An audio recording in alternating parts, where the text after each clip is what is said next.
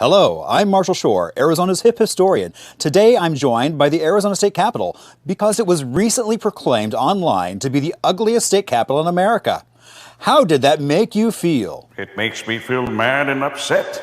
I'm over 115 years old, older than the state itself, and those folks at that list took a pic of my bum and called it ugly.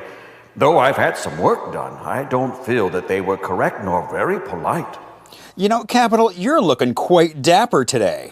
Well, thank you, hip historian. I'm a humble capital, nothing too fancy. I'm all about local. My foundation that keeps me standing here was carved from our own nearby landmark, Camelback Mountain. My top came from Yavapai County, and the ground level is granite from South Mountain. But I have to boast about my copper top. It was old and dinged up. The wonderful youth across Arizona saved their pennies to buy me a new shiny copper dome. Thank you. Who's with you today? My children, the House and Senate. See, Arizona has grown a lot over the years. Instead of moving or getting rid of me and getting something new and fancy, they were added as needed. Some call them too modern, lacking class, but they are children of their era and show how we've grown since my territorial days. Do you like it when people come to visit? Oh, of course. I adore visitors.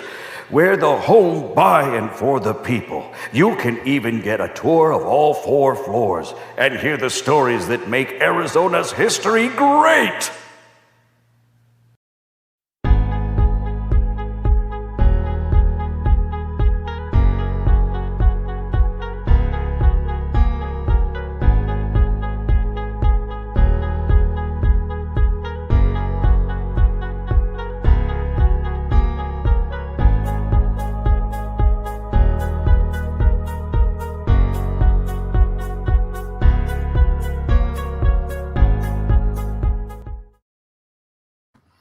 Well, hello and good evening, everyone. I want to welcome you to our 29th episode of Arizona History Happy Hour.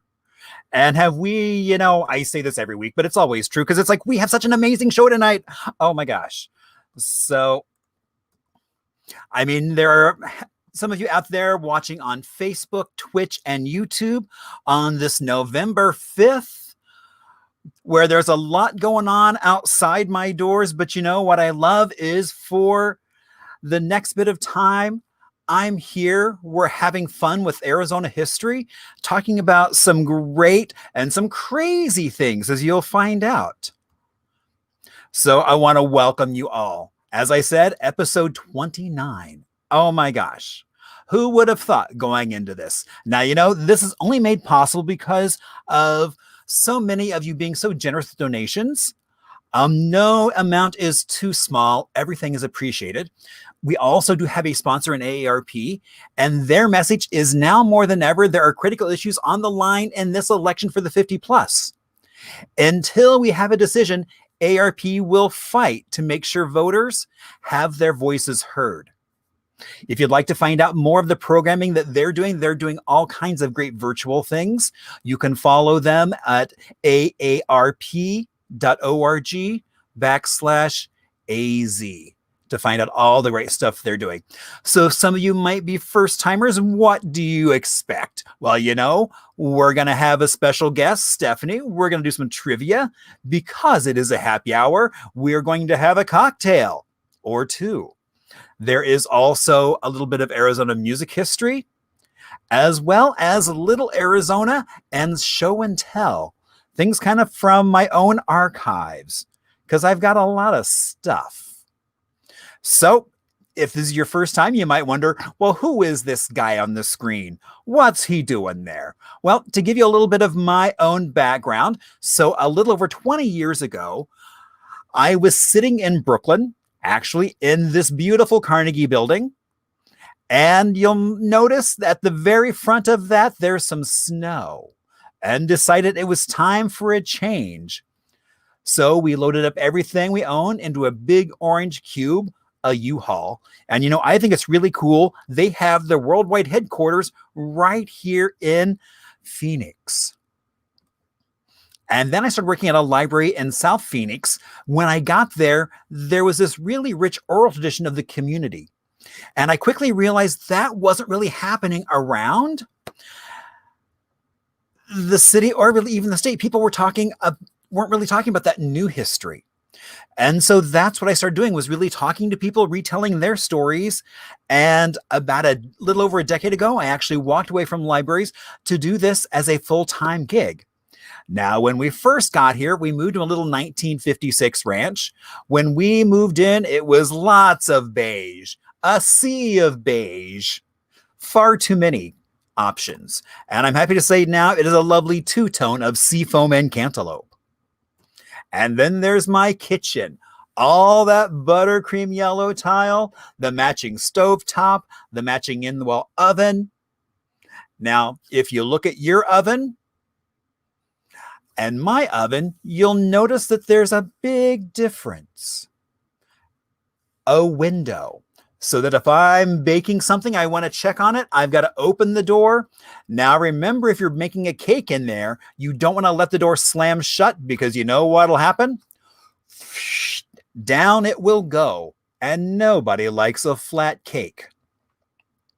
Now, when I got here, all I kept hearing about how there was no history here. But I knew that wasn't true, because every time I went somewhere, there was so much history.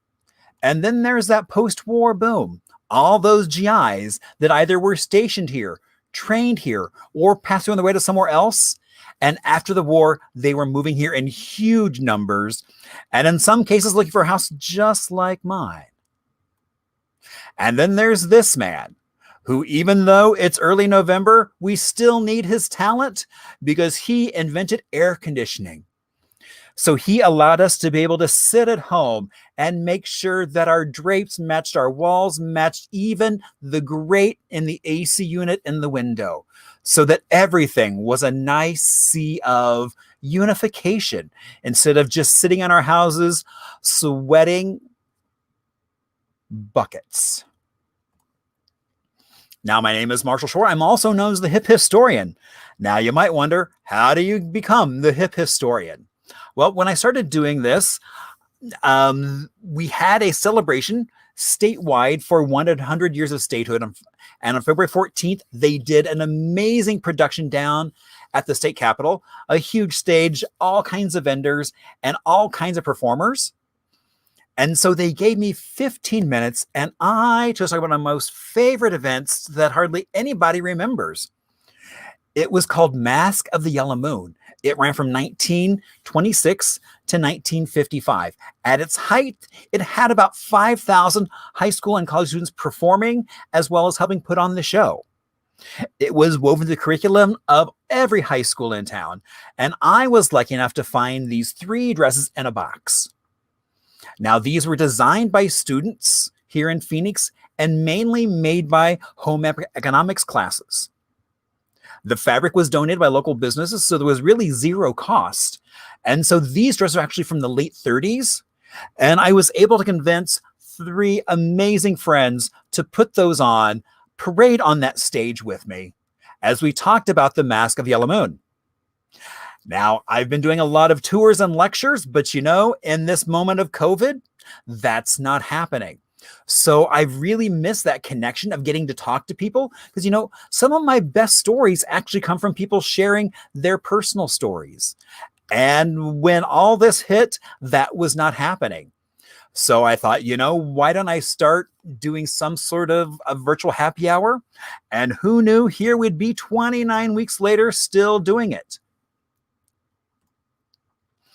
I am happy to say that for October, we did a handful of haunted history tours of downtown Phoenix. We have another one planned for November 14th. We'll probably try and do like one a month, just because it was so much fun.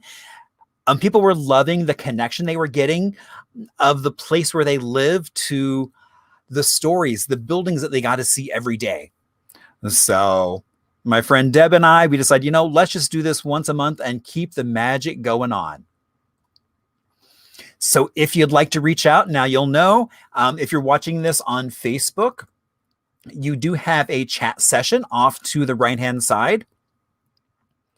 After the show, you can reach out to me on Facebook, Marshall Hip Historian. You can also follow me on Instagram. Good old-fashioned email works quite well. And I even have a website, hiphistorian.com. So you can follow me there and see kind of what things are going on. Now, I will ask, if you are on Facebook, if you could do me a big favor and click on that little share button down on the bottom, so that way all your friends will see how much fun we're having as we get a chance to explore Arizona through a multitude of lenses each week. And because it is happy hour, you know, PJ, my kind of bartender cocktail consultant, has been doing some amazing stuff. And so he has created a really tasty cocktail that we are calling the Cosmo Tamarindo. It's got a little bit of mezcal, some curacao, some lime juice, cranberry juice, pineapple juice, some tamarind syrup.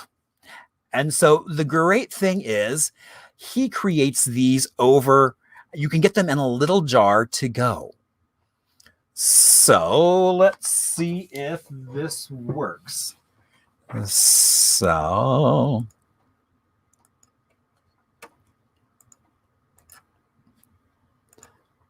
all right, so there we go. Okay, so here we have,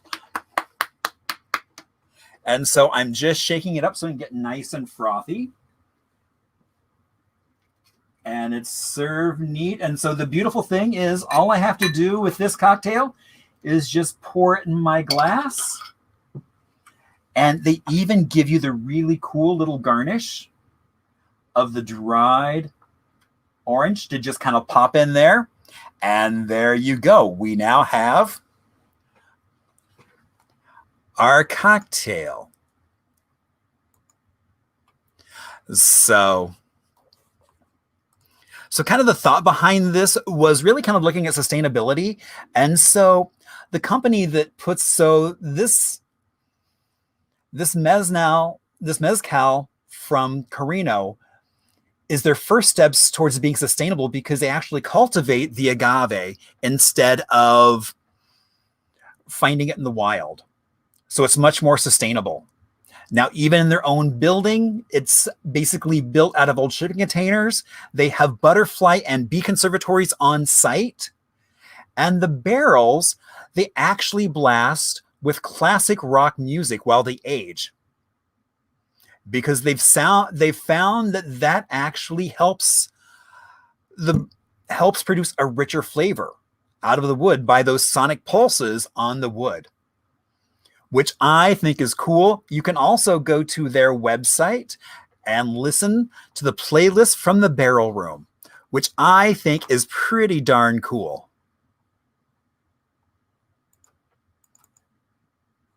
Oh, let's get rid of that. And so, cheers.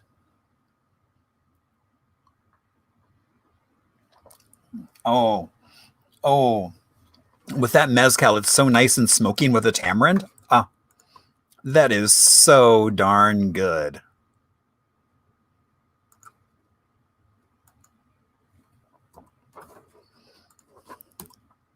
All right, so for show and tell,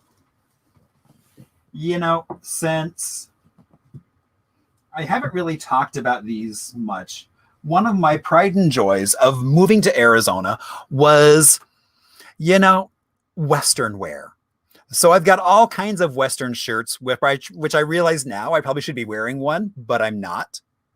But, that's okay, and I'll explain why later. But, that classic definition of what a cowboy wears are the boots. And, and I was like, I could keep looking for the best pair of boots, the ones that I love the most, or I could just start a collection of cowboy boots. And I chose to go the route of, why not just have the pair, which is exactly what I did. And let's see. And so There we go. So these are my Paul Bond cowboy boots. So Paul Bond has been making boots out of Nogales since the mid 40s for the Hollywood set. All kinds of musicians. John Wayne had his boots made here. And so they're actually custom made. They actually found out that one foot is about a half a size smaller than the other foot. And so they make them to your specifications. And so I figured, since I'm kind of doing a lot with Arizona history, it's like, how much fun would it be to have some Arizona boots? And so we went for this like metallic orange. And even on the heel, oh, wait a minute. I'm trying to figure out where to go. So that is ostrich knees on the back of my boot. And so I figured, one pair of boots, these will last me a lifetime. And I love the fact that there are my initials, MAS, Moss. And then on the side that everyone else sees, you get a lovely little swallow. So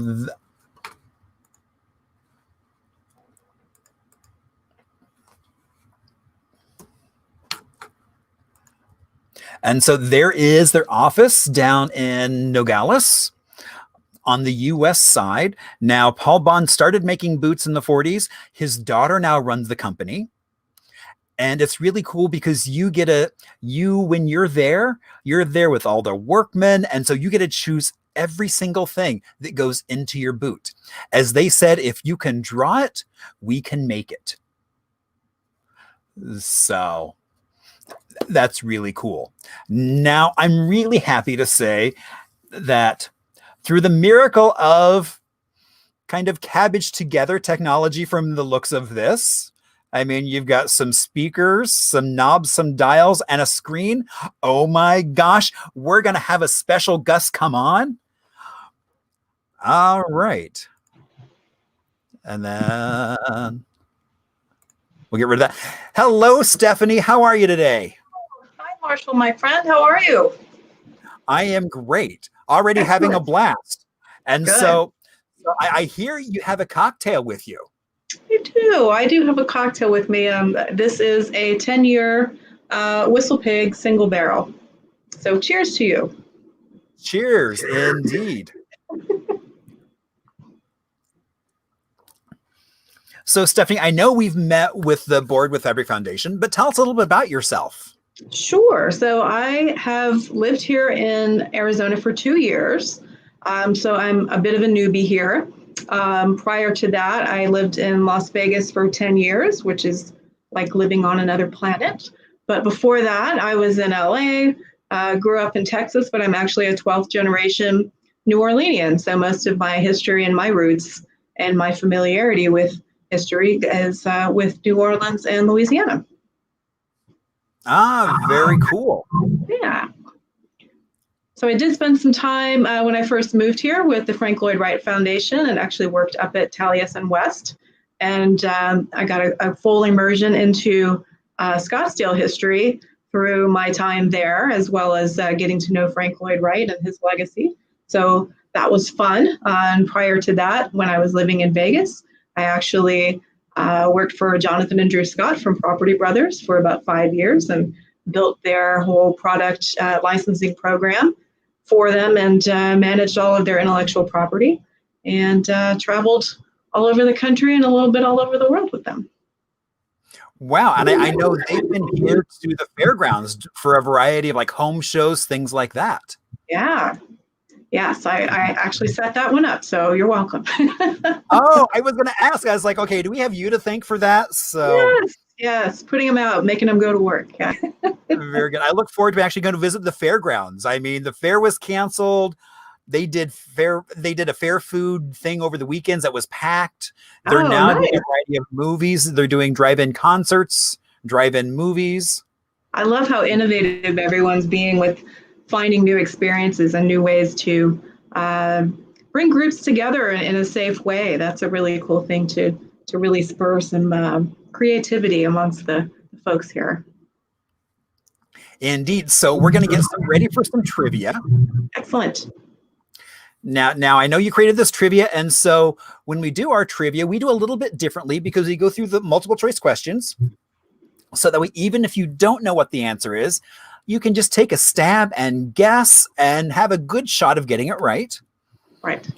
And then the fun thing is, the best part is, we then take a little bit of a music history break and then go talk through the answers. And, for me, that's always the most fun because you never know where those stories are going to lead. That's part of the fun. Yeah, so absolutely. What you might think is a simple answer is possibly not such a simple little answer. That's right. And I'm so glad that you honored the music of Arizona, because I actually started my career in the music business working for Universal Music and interned for Capitol Records and Interscope Records when I was in college. So, yay, music. So yeah, I mean, that's been the fun of this, just kind of doing a smattering of things. So it's always a learning process for me as well. And that's the fun. Fantastic. So are we doing trivia now? Okay, here we go. We are going to do some trivia. I keep learning new fancy things with the program that I'm using, and it's like, well, how do I now undo what I just did? Okay. So now we're cooking with gas. Control Z.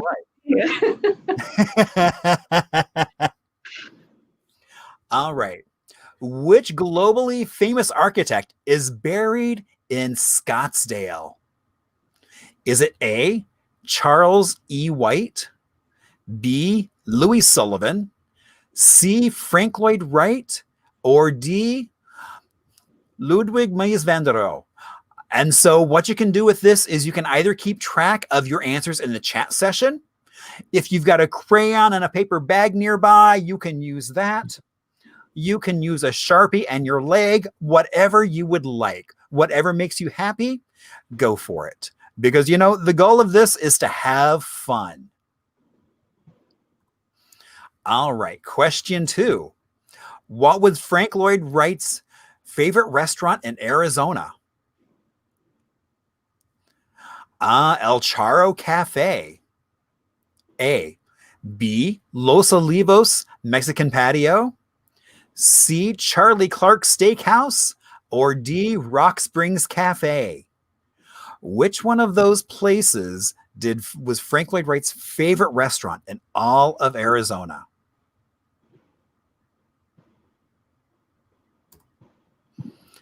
All right. Question 3.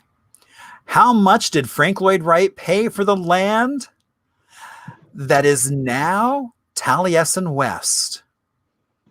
Was it A, $3.50 an acre, B, 35 cents an acre, C, $35 an acre, or D, $350,000?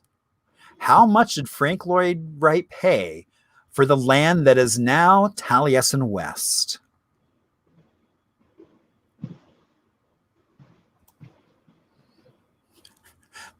And question 4, which president angered Wright by placing power lines in his favorite view of Paradise Valley from Taliesin West? Was it A, Herbert Hoover, D, Dwight Eisenhower, C, Franklin Roosevelt, or D, Harry Truman? And before we go on to 5, I'm going to do a little cheers because it's happy hour. And I've got a delicious Cosmo Tamarindo. All right, question 5 at that halfway point.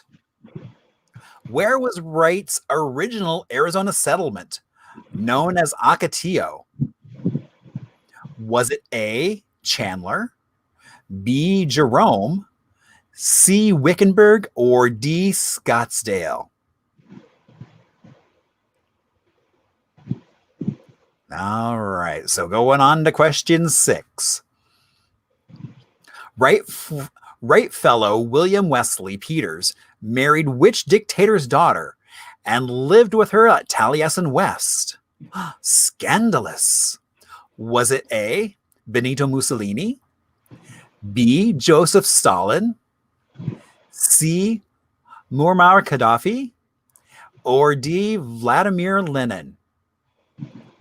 Which dictator's daughter wound up living with her husband at Taliesin West?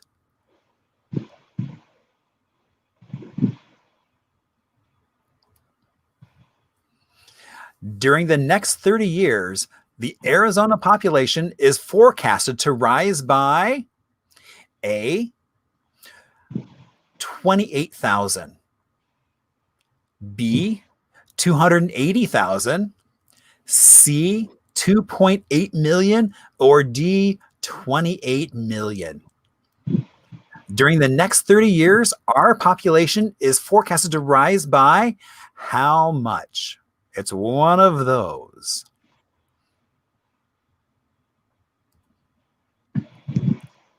All right. Question 8, coming into the home slide. What was the value of products manufactured and exported from Arizona in 2019? All right. Was it A, 2.47 billion, B, 1.95 billion, C, 19.5 billion, or D, 24.7 billion?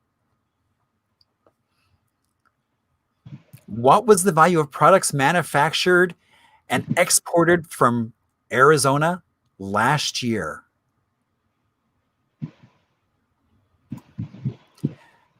And 9, which Arizona county is the third producer of agriculture in the United States? A, Coconino, B, Maricopa, C, Apache, D, Yuma. Now notice it. What is the number 3 producer of agriculture in the U.S.? All right. And our very last question. Which citrus fruit commonly found in Arizona is being used to create a silk substitute? Oh my gosh. Okay. So is it A, oranges, B, grapefruit, C, lemons, D, limes? What Arizona fruit is being used to create substitute silk? Shocking. How do they do that? Ah, all right. So what we're going to have, we're going to go into answers, but first we're going to do a little bit of music. Now, sadly, because of copyright laws, I don't actually play music. Not that I don't want to, but I'm always in fear of getting shut down because of those copyright laws. So we just talk a little bit about some music history. And so, I figured why not, since everyone is pretty much wearing masks when we go out, let's talk about the Sun City Girls. So the Sun City Girls were an experimental band that formed in the late 70s and really kind of grew out of the punk scene that was here. Now, at that same time, you had the Meat Puppets that we talked about a few weeks ago, as well as JFA, or Jody's Foster Army. Now, the Sun City Girls included lots of improvisation, beat poetry, surf music, jazz, and even elements of South Asian, South American, and Middle Eastern and African music. Now, when they were doing this, cassettes were all the rage, and so that's how they produced their music. That's how they got it out to folks. And they didn't really like the transition to albums, so they kind of petered off. Now, after a member's death, they announced they would no longer be performing or recording music as the Sun City Girls. But as time allows, the 2 current members are still trying to slug through the archives of all those cassettes so that they can bring us new music from the late 70s, early 80s of the Sun City Girls. All right, so who's ready for some answers? You're going to be shocked by some of these, I think. I know I was. All right. Which globally famous architect is buried in Scottsdale? Oh my gosh, is that right? He's buried in Scottsdale? It's true. Do you know the story behind this? I do not, but please share that story. I'll tell you as much as I can because it's meant to be a secret, but I'll allude to some things that might have happened. How about that? Is that fair? Of course. Okay. So Frank Lloyd Wright did pass away here in Arizona when he was, I believe, 91. And he was actually transported to Wisconsin and buried on his family plot outside of a church that he actually helped to build. And if you go to that graveyard, which is just around the corner from Taliesin and Spring Green, you will see his gravesite, and you will see the gravesites of lots of his fellows and people that were very close to him. But Frank Lloyd Wright is not there. He was originally there, and some of his fellows may or may not have dug him up and brought him back to Arizona at the bequest of his then wife, Ogavana, who wanted her to be the one that was buried with him, not his former wife and his lover, who was actually there in the cemetery with him in Spring Green. He planted a tree at her grave and was still madly in love with her through the rest of his life. But he may have been brought back here and may have been cremated with his last wife, Ogavana, and he may be buried at Taliesin West. Wow. Yeah. I won't ask any more questions because I have a feeling you probably can't divulge. Let's see. Maybe if I have some more whiskey, I'll tell you a longer story. Well, the after party. All right. So isn't that a great picture of him? So, I love that he had this whole fixation for red cars.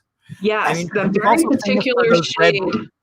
He painted all of his cars that color. It was Cherokee red. Oh, that makes sense because he was famous for the Lincolns as well. And so you would be like out in the desert and these Lincolns would come up to you because he was trying to help Lloyd Kiva New build the Kiva Center in downtown Scottsdale. And when he found out how little land he had, he suddenly became disinterested. Oh, interesting. Yeah, it's he did take advantage of all the land that he bought by building a lot of back roads and trails on in Taliesin West. But you can see there he does not have a rear view mirror and didn't believe in them because he didn't ever like to look backwards. That's so telling of Mr. Wright.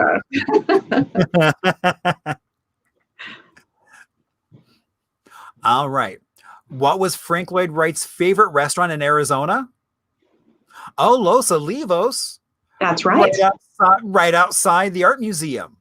Yes. So they would make, you have to think at that time, the roads weren't quite what they were now. So it took a while for them to trek down there, but they would, all the fellows and anyone who was living up at Taliesin West. And it is said that Mr. Wright liked to enjoy a beer with his Mexican food. So that was his indulgence. And one of my favorite quotes from him is that you'd be foolish to drink alcohol before you turn 50 and foolish not to drink after. You know what I say to that? Cheers. That's right. Cheers.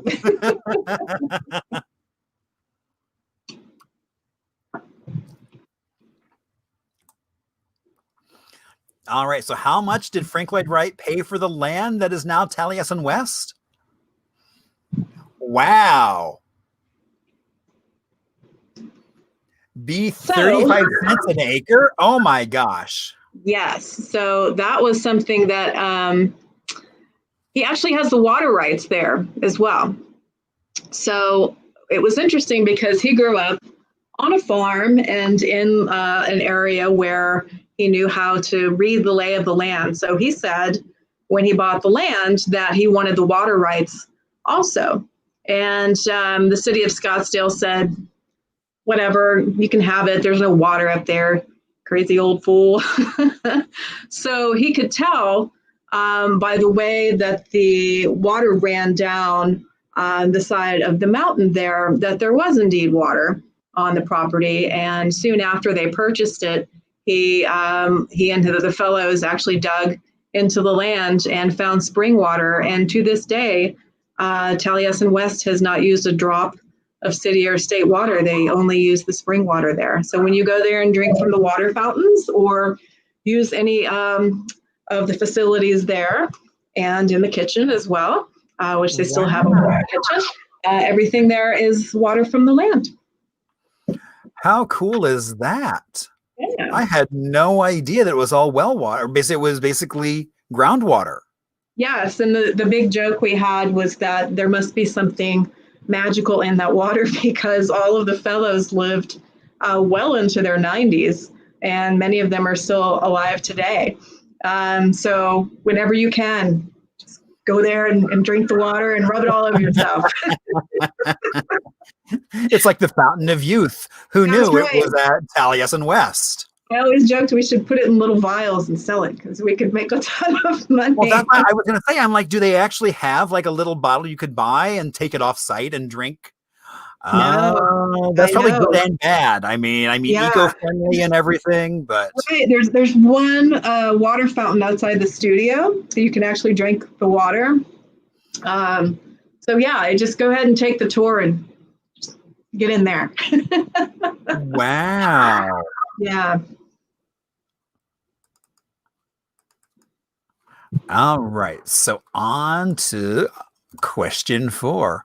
Oh, and which president angered Wright by placing power lines that obstructed his view?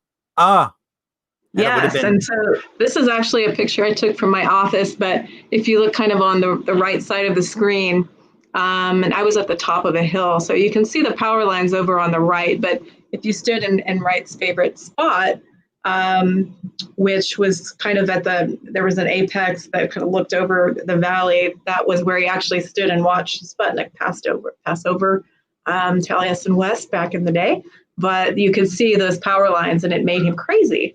So he did write a nasty gram to Truman and said, bury those things. And Truman said, no, thank you. And it was actually something that we looked into. Could we, pay to have those buried? And it was several $1 million to have them buried. So we said, it's okay. Fine. Right? So he actually moved the entrance from the front of Taliesin West to the back. And he moved the dining room from overlooking that view to the other side of the building that it was in, so it would look at the mountains, so you wouldn't look back at those telephone lines anymore.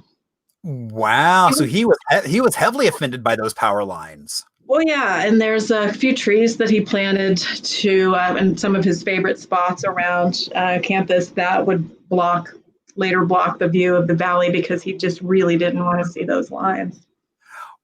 Wow. So don't make him mad. Exactly. He'll plant a tree to block you. Right? All right. Where was Wright's original Arizona settlement known as Ocotillo? And I love this, out in Chandler.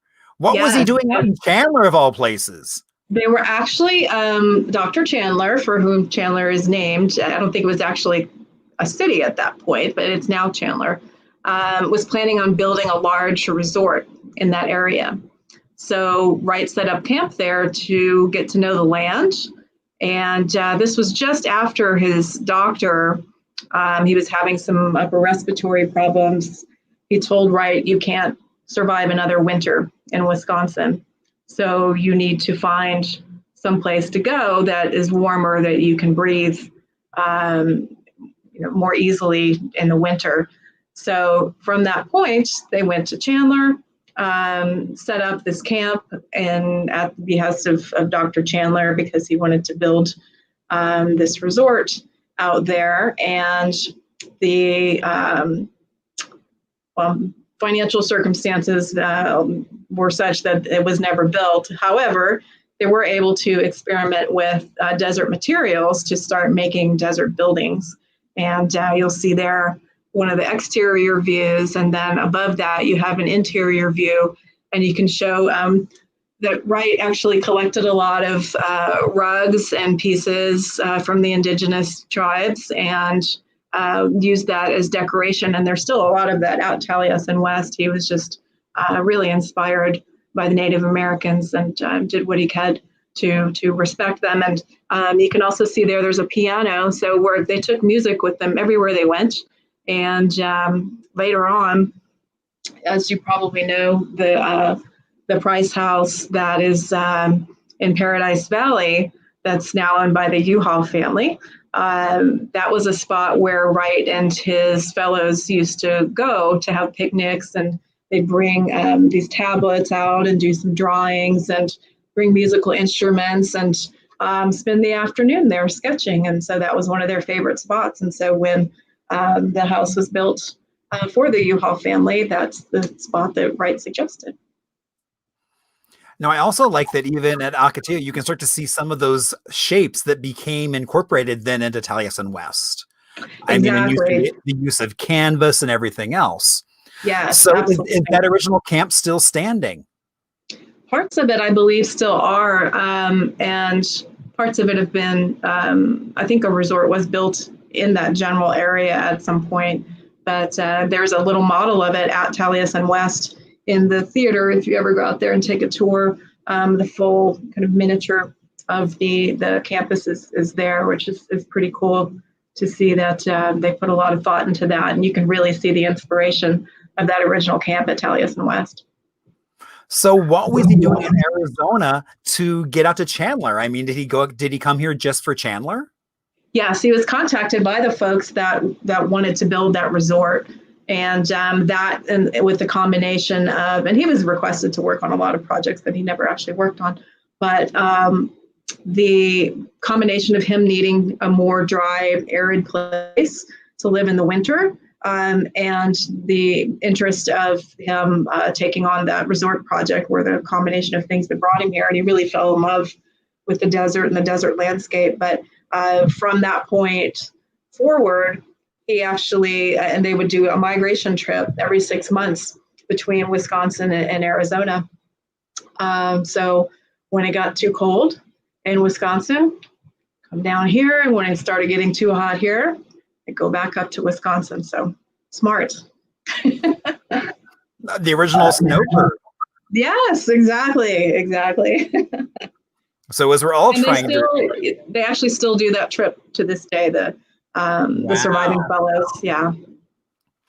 Well, see, and I also love, I mean, that it's like he also was in Arizona for Arizona Biltmore. Mm-hmm.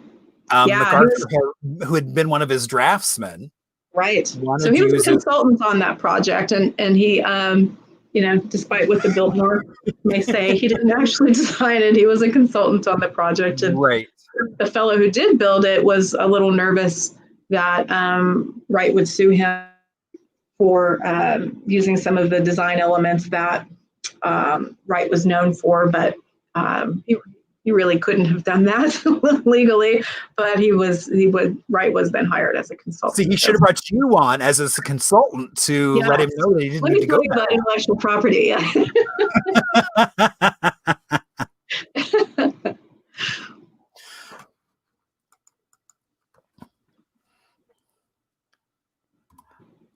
Oh, forgot. All right. So question 6. Wow. So Wright fellow William Wesley Peters married a dictator's daughter. That's right. So interestingly, and her name was Svetlana. And interestingly, Peter's first wife was also named Svetlana.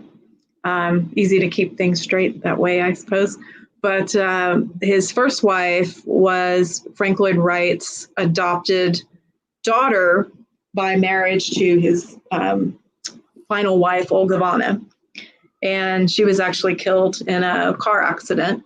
And if you go to Taliesin West, you'll see there's a fountain between kind of the main courtyard and there was William Wesley Peters' apartment, and which is now a conference room, and then there's kind of the living room entertaining area. And between those, outdoors, there's a fountain that consists of 3 dishes. They were actually cut out of a large propane tank, and that fountain was made by Wright and his fellows as a monument to the first Svetlana after she and her children died in that car accident. So second Svetlana is Joseph Stalin's daughter, and he called her his little sparrow. So you can see a picture of her as a kid on top, and then them actually at Taliesin West. Wow. Another funny quote I'll give you from Frank Lloyd Wright is you can see that William Wesley Peters was quite tall, and Wright used to say that anyone that was over 6 feet tall was a waste of materials.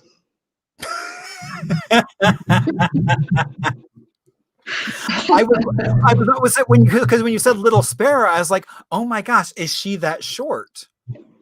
She was short, but not that short, you know. Right. In comparison, it's like with him being so tall, it's kind of skewing everything. Yeah, I think he was about 6'3", 6'4", and so I'd guess from that picture she was about 5'3", 5'2", 5'3". Wow. All right. Well, okay. So first off, before we get into that stuff, yeah. So one of the things I loved about Taliesin West was several years ago. I probably should have mentioned when they were doing the arts, when we were talking about the arts and the piano, is he would do the tableaus of then having the fellows create costumes and put on these little productions. Yes, they're beautiful, and they're still there. Those were so amazing. Yeah, they really need to be displayed somewhere. I mean, they're on campus, and the keeper of the costumes is Indra, and Indra's parents were both fellows. So Indra was born and raised in the Frank Lloyd Wright world and still lives on campus to this day. And she's great. She's in the archives division. She's the oral historian, and she actually literally taped interviews with all of the videotape and audio tape interviews of all of the original fellows. So those exist, and hopefully one day they'll digitize them and make them available to everyone, because they tell some pretty amazing stories. Now, at one point we were chatting and you had talked about that Frank Lloyd Wright would do these speeches. The Sunday talks, yeah. Yeah, tell us about those. Yeah, so every Sunday, breaking bread together, having meals together was very important to Wright. So still to this day, everyone that lives on campus eats together lunch and dinner. And there's a bell that's rung, and because back in the day, you couldn't text people and tell them, hey, dinner's ready. So the bell was rung, and wherever people were working on campus, they would come in and eat together, and that still happens. So on Sundays, Wright would get up and give a speech to whoever was living at Taliesin West, which were generally fellows and their spouses and families, and anybody who was, a guest of Wright. And he would speak on a different topic every week, from food to raising children to cars. I mean, everything under the sun. Every week it was different. And so they were actually recorded. And those recordings, they were reel to reel when they were recorded, because they started quite a while back. And those original recordings now belong to Columbia University. They were sold with a good part of the archive collection. And Columbia University is actually in the process of digitizing those. So one day we'll be able to hear, yes, we'll be able to hear that. Hearing his personal views on all kinds of things. To hear his words in his voice is going to be pretty magical. So I'm excited to see that happen sooner than later. Right. I agree with that. So I will say cheers. Cheers to that. Do you have any other Frank Lloyd Wright questions while we're on the Frank Lloyd Wright subject? I just love kind of always just every time I'm able to get up there for an event or something, and just kind of whether it's a tour or I know they were doing some work with Southwest Shakespeare for a short period of time.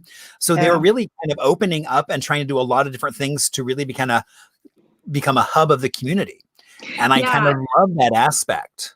And I think that, it's important to know that when the fellows would come and join the school, they were told to bring a tuxedo and a sleeping bag. And that's generally what they all brought. The women brought evening dresses, but there weren't a ton of women at the time. So they slept outside, and they had to have tuxedos to entertain guests at dinner parties.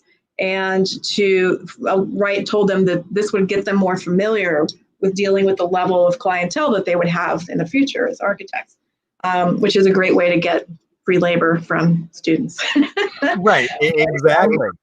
Yes, but another thing that was important of the students and required of them was to learn a performing art of some kind, whether that was dance or a musical instrument. So the theater originally was used by the students. They didn't have TV when they first started out there, so they would they would have performances, and they would all entertain each other, whether it was through interpretive dance or whatever the case may be.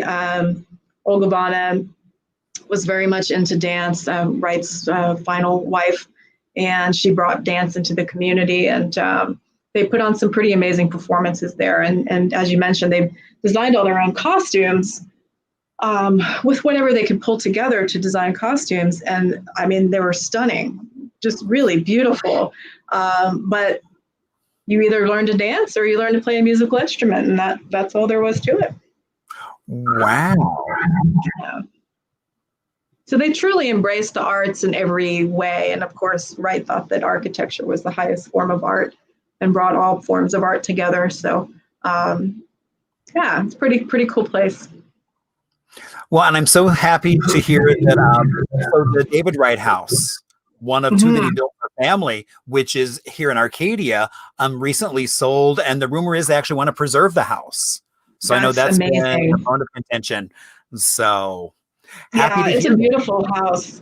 I've been there and toured it, and I actually was able to see the original plans for it. And it originally, the lot was much larger than what you see now, and there were orange groves for quite a few acres around there, and so it's smaller than it was now. But that kind of he designed that around the same time he designed the Guggenheim, so you can see those spiral elements. Right, and I love, right, and that entry ramp would have gotten you above all those orange groves, so you could have just seen over the top of them, which would have just been. So I'm just thinking at dawn, what an amazing view that would have been. Absolutely, definitely, and funny story. The rug for that house was actually it's woven with the curve of the inside of the house. So the original rug was purchased by Joel Silver, who is a big fan of Frank Lloyd Wright. He was the producer director for definitely for Die Hard. I think The Matrix as well. There's quite a few movies that he's associated with, but he's a huge fan of Frank Lloyd Wright and actually owns Aldbrass, which is the only plantation that Frank Lloyd Wright ever designed. And but he owns that rug, and he's not giving it back. So they had another one made. And it's very similar to the original one, but it's not the original one. No, but then so there's a story then about the rug, how when they called, they actually got like the 90-year-old woman who actually took the original order from Frank Lloyd Wright. Oh, I believe that. It's so interesting. There's so many people that are still around that to speak to them and to hear, firsthand their stories about Wright. It's pretty cool. So I hope we can capture as much of that as possible while and then Marla says that there's a new audio tour of the David Wright House. Oh, that's great. Yeah, I didn't realize that. I'm like, oh my gosh, I'm gonna have to find out if I can download it or if I actually have to go there and listen to it. Oh yeah, I think experiencing it while you're hearing about it is a really cool privilege. Yeah, I mean, would be great to be able to hear people talking about the building and why things are there. Right. Yeah. Yeah. To stand in the space and experience the space while you're being told why things were done the way that they were. It's pretty cool. And then Anna said her mom was a waitress at Sing Hai, which was an old restaurant downtown, and that Frank Lloyd Wright, she waited on him at that restaurant.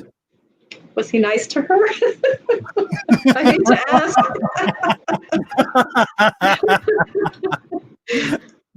50-50 shot. I don't know. May have just been so starstruck to be able to say Frank Lloyd Wright. Oh my gosh. So yeah. He was intermittently very kind and very cruel. So just depends. I mean, that's what I love. That's what I love. I mean, who would have guessed he was at Sing Hai? And right. So, Anna, thank you so much for sharing that. Of course. All right. So during the next 30 years, Arizona population is forecasted to rise by almost 2.8 million folks. Yeah. So that will get us up to 10.1 million people. So that's a pretty high jump. And, the reason that I brought that up is because we need to think about creating jobs for all these folks and how we're going to build our economy from an economic development perspective to make sure everybody is making a living wage and is treated fairly. So something to think about. Well, as if we grow that much, it's like, what about the water? Where do we get that? There's all kinds of implications. Yeah, and what's the best use of the space, and how do we, respect the landscape and nature, and make sure that we're being mindful of all the little creatures and all the water. Indeed, and as well as our history, hopefully. Yes, absolutely. Yeah.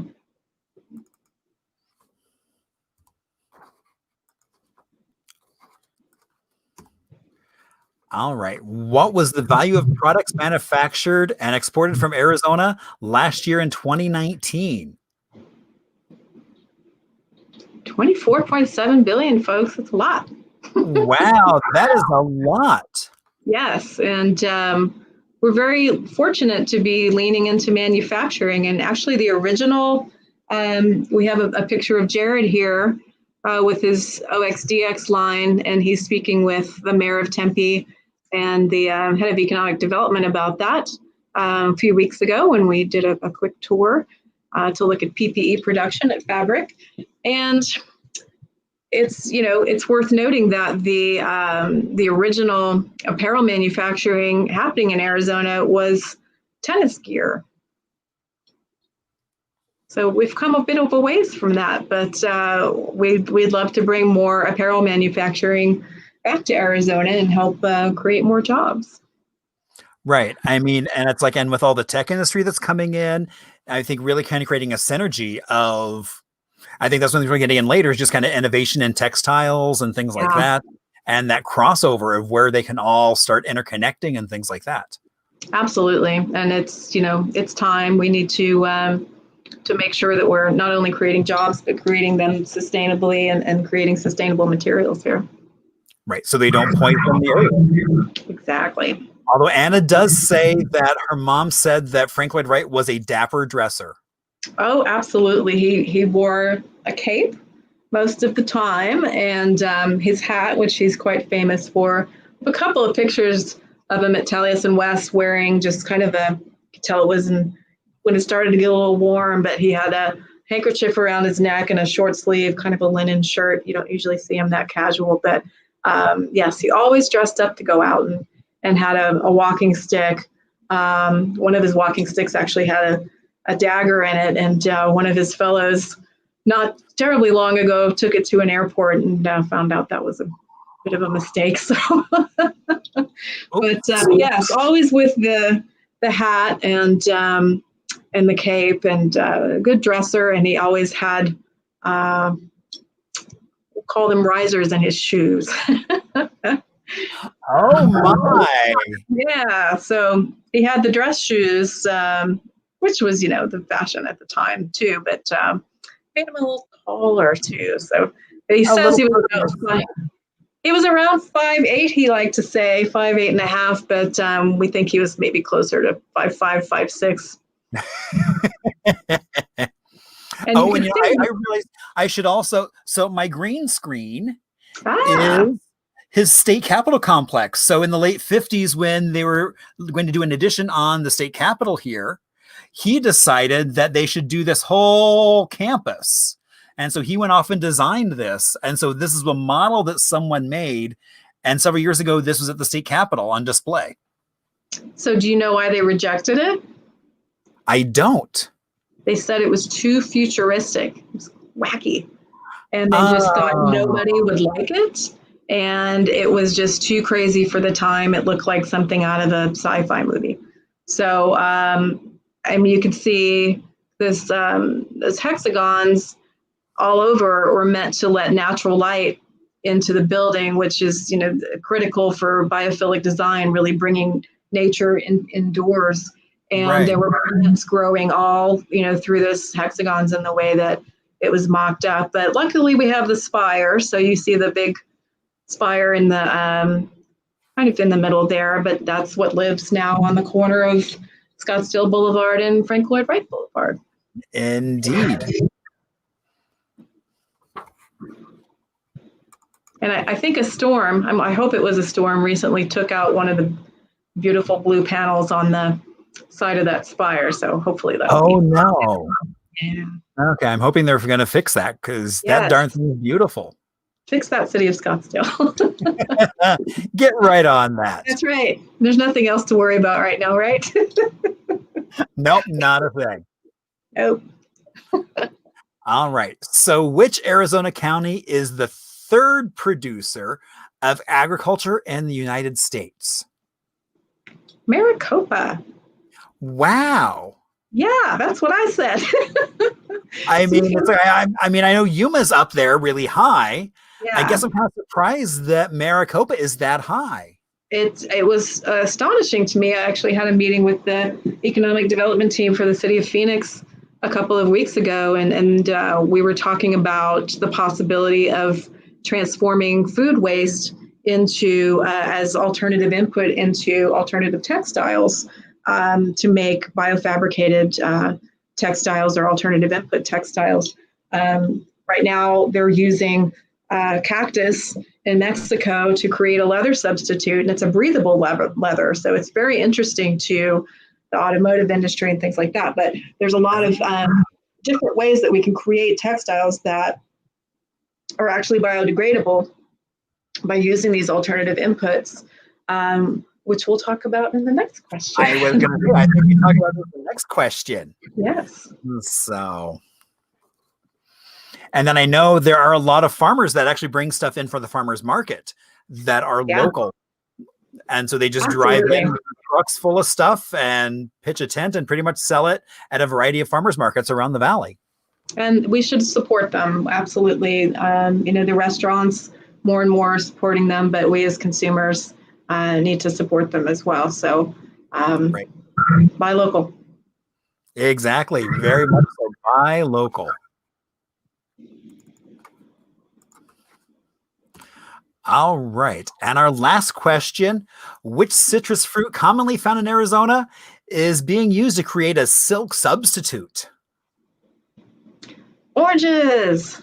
Wow. So, yes. So our friends at Orange Fiber in Italy actually started, two women started a company there and figured out and actually patented the technology to create a silk substitute out of the orange remnant. So basically after an orange, which I believe Italy is the number 2 or number 3 producer of oranges in the world, after the juice is extracted, you're left with that pile that you saw in that picture of all the remnants of the things that we don't use. And while they are biodegradable, which is the better of the two options of them not being biodegradable, rather than put all of that into a landfill, let's find a new way to use it. So these two women developed this amazing technology to actually produce a silk substitute out of that. And it's more readily available. Europe is so far ahead of us on alternative textile development for things such as this, but just generally the adoption of those types of materials into manufacturing there is much more prevalent than it is here. But we hope to be able to bring that technology, whether it's through a licensing agreement or through developing an alternative to what they're doing, actually making something very similar to that here with all of our citrus remnants. So and I know this I hate to change the subject, but I have to go to one. Go right ahead. Someone saying that the house leaked. I'm pretty sure every house that Frank Lloyd Wright ever designed leaked. And having worked in a house that he designed, I can tell you it's bad. It's really bad. It leaks. So beautiful, amazing architecture, a lot of thought put into everything, but wow, very leaky. So yes, back to oranges.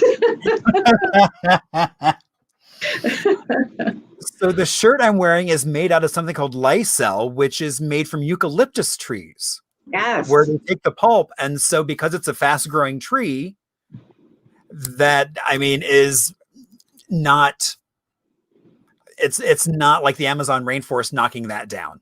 Right, exactly. And, it's pretty amazing to find companies that are supporting more technology development like that, as well as companies. There's a t-shirt company in Tucson that every time you buy a t-shirt from them, an agave plant is planted. So if nothing else, being able to support a company that considers renewing those resources once they're depleted. But if you haven't had the opportunity to sleep on tencel sheets, I highly recommend it. They stay cool in the summer, and it's made out of a wood technology the way that the fibers are woven, there's more air in the fibers, so it stays cooler. And my goodness, there's so many different technologies that are developing now. And we'd love to bring more of that to Arizona by taking, the circularity team at ASU and the fashion business team at ASU, pairing them up with the agriculture students at U of A, and really having them do amazing things. So we're looking forward to making things like that happen. Indeed. So I'm trying to think if there's anything else more Fabric Foundation related. Because I know we're trying to do so much with that. Yeah. With really focusing on the innovation and sustainability aspect. Absolutely. Yeah. So, really what we would like to do, we know that there's an influx of people coming into Arizona in the next 30 years. I think it's going to happen a little faster than we thought with the exodus of people from California that's happening right now too.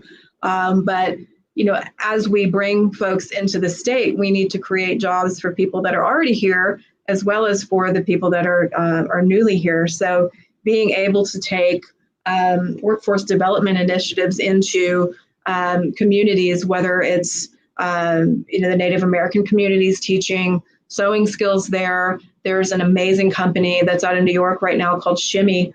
And they've actually gamified education for skill development for basically skilled labor. So people that know how to sew, they can easily teach them 3D pattern making, 3D modeling, digital pattern making through this gamified technology. And because of the nature of it, it can be done on any iPad or any phone. So we can take that technology into communities and teach these new skills. So by developing this workforce that's able to manufacture, whether it's automated manufacturing or manual manufacturing, we can then bring new jobs and new companies into the state of Arizona. And we see Phoenix becoming a bit of a hub for consignment and thrift. So we have ThreadUp here already in Phoenix, and the Real is coming here next year. So that's exciting. And there's actually a lot of kind of behind the scenes work happening in Arizona. They're called graders. So as people are inputting into the system for consignment and selling used clothes, these folks actually evaluate that and take pictures of it and things. So there's a little bit of a behind the scenes industry happening here. So there's a lot of jobs we can create around that.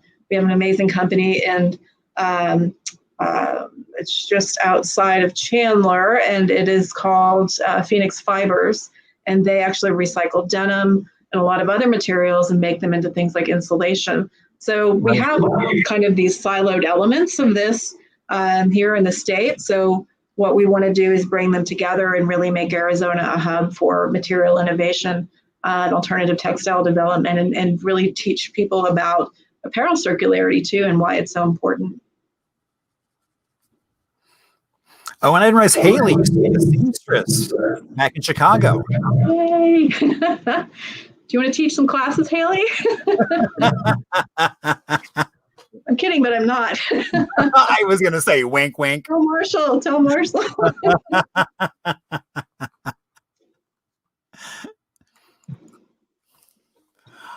All right.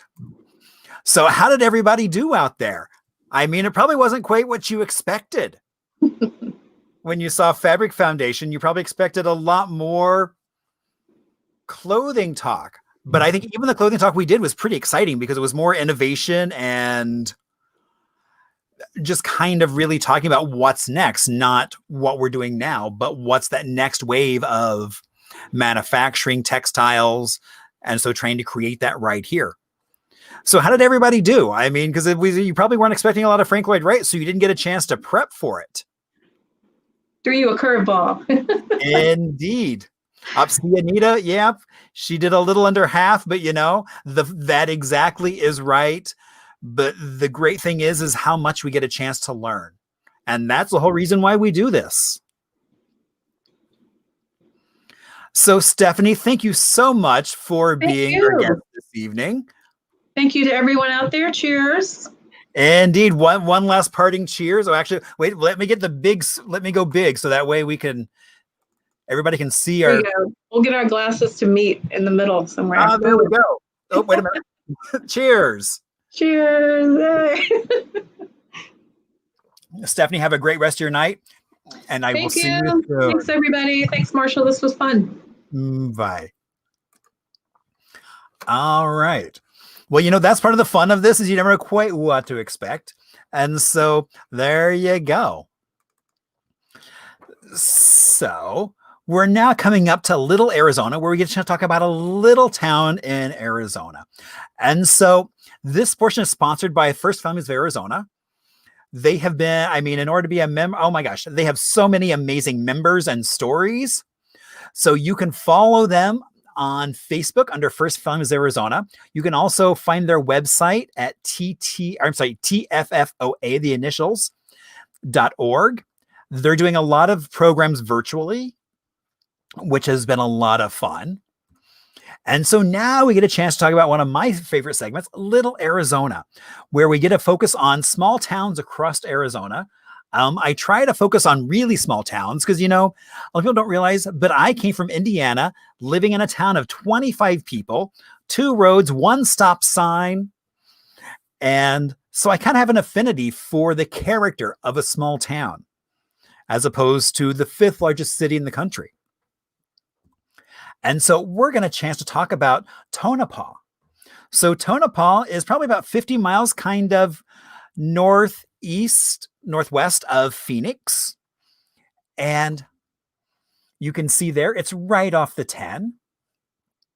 Now, it's been a spot for thousands of years where people have gone to relax, take a break from it all. You had the Hohokam, the Yavapai Indians used to hang out here, and you can still see the evidence of them from over in Saddle Mountain. You can still find petroglyphs, as well as even some of the early settlers who would put their names on those rocks as well. Now, Tonopah basically was the home of the Tonopah Belmont Mine. Now, Belmont Mountain is right there, but Tonopah was named for a larger mine in Nevada, had nothing to do with it, but they like the name. And so that's kind of where they got everything from. And so in the 20s was when they really kind of began mining lead, silver in that area. Now it's also famous for geothermal activity. So you've got like El Dorado hot springs, which are actually wells. So they're all these, so the water has to be pumped up but it is known for being some of the hottest in the country. And so you can go out there and soak in mineral water. It's also right next to Palo Verde, which is the largest producer in the country of power. It just happens to be nuclear and has been around since 1976. Now, one of, I think, as in terms of how we were talking about kind of the growth of Arizona. So Tonopah is not far from a place that will become Belmont, Arizona, named for the mountain.